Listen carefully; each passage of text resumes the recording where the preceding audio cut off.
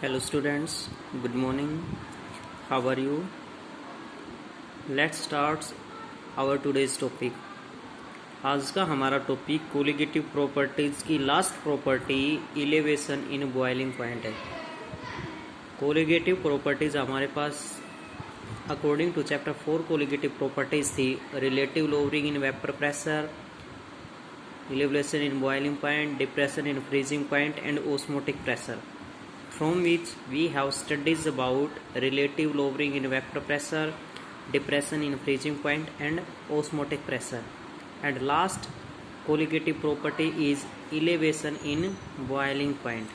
तो elevation in boiling point क्या होता है? एलिवेशन का मतलब होता है चेंज, यानी जब हमारे पास किसी में भी कोई सब्सटेंस है उसमें चेंजमेंट हो जाए तो उसको हम क्या कहेंगे? चेंज, यानी एलिवेशन। तो एलिवेशन का सेकंड नेम क्या है हमारे पास? Ebullioscopic constant. The elevation in boiling points is also known as ebullioscopic constant. First of all, what is the boiling point? Boiling points क्या होता है? Boiling point of a liquid is the temperature at which its vapor pressure becomes equal to the atmospheric pressure। यानी जब किसी liquid का temperature किसके at its vapour pressure, यानी उसके वेपर प्रेशर के इक्वलेंट हो जाए। वो liquid is temperature at which its vapour pressure, यानी किसी भी लिक्विड का टेम्परेचर जब उसके vapour pressure equal to atmospheric pressure, उसका वेपर प्रेशर किसके इक्वलेंट हो जाए? एटमॉस्फेरिक प्रेशर के इक्वलेंट हो जाए। यानी हम डिनोट्स कर सकते हैं vapour pressure is equal to atmospheric pressure. अगर वो एटमॉस्फेरिक प्रेशर के इक्वलेंट हो जाता है तो उसको हम क्या कहेंगे? वो उसका एक क्या होता है? Boiling point. जैसे हम बॉइलिंग पॉइंट मान के चलें कि boiling point of water is 100 degree Celsius, boiling point of milk is 70 degree Celsius. तो ये हमारे पास क्या होता है? बॉइलिंग पॉइंट होता है। Thus, the boiling point of a solution is always higher than that of pure solvent। Solution का बॉइलिंग पॉइंट ग्रेटर क्यों होता है? क्योंकि सॉल्यूशन क्या होता है? कम से कम दो कंपोनेंट्स की कम्बिनेशन होती है, और जब दो कंपोनेंट्स एक दूसरे में कंबाइन किए जाते हैं तो उनका बॉइलिंग पॉइंट्स क्या हो जाता है? सम हो जाता है। और सम होगा तो एक का हमारे पास कम है तो दो का हमारे पास क्या होगा? ज़्यादा होगा। मान लीजिए भाई एक सब्सटेंस को ही हमारे पास, जैसे हम डिनोट्स करें वाटर और मिल्क का बॉइलिंग पॉइंट हमने क्या लिया? 70 डिग्री सेल्सियस। उसके साथ वाटर का कितना होता है हमारे पास? 100 डिग्री सेल्सियस। अगर हम दोनों को उबालना स्टार्ट करें तो एक 70 डिग्री सेल्सियस पर बॉयल हो जाएगा, एक 100 डिग्री सेल्सियस पर बॉयल होगा।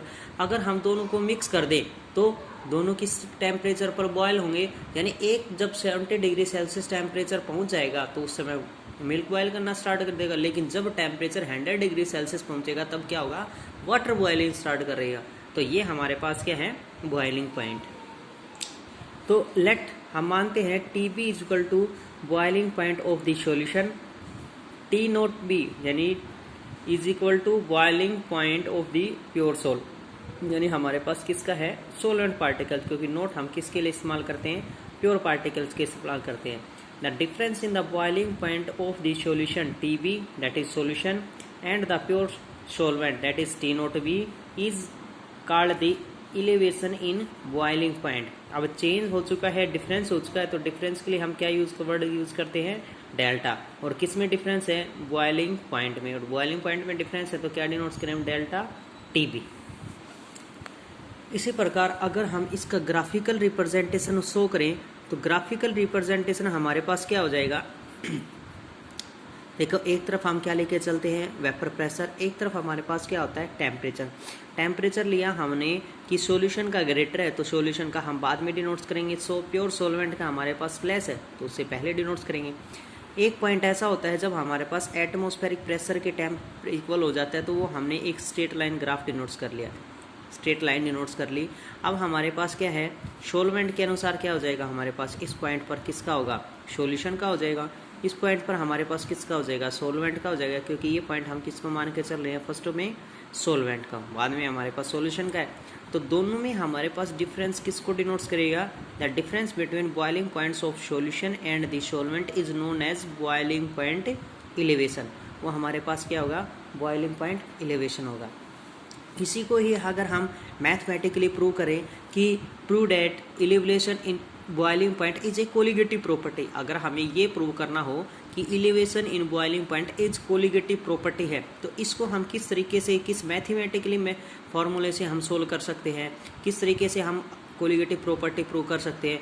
और सबसे इम्पोर्टेंट क्वेश्चन यही है कि जो हमने 4 कोलिगेटिव प्रॉपर्टी पढ़ चुकी हैं, उन 4 कोलिगेटिव प्रॉपर्टी से एनुअल एग्जाम में एक क्वेश्चन प्रूव करना आता है कि prove that this is a colligative property. अब दिस मतलब जो हमने 4 कोलिगेटिव प्रॉपर्टी, उन 4 कोलिगेटिव प्रॉपर्टीज में से कोई भी एक कोलिगेटिव प्रॉपर्टी प्रूव करनी आ सकती है।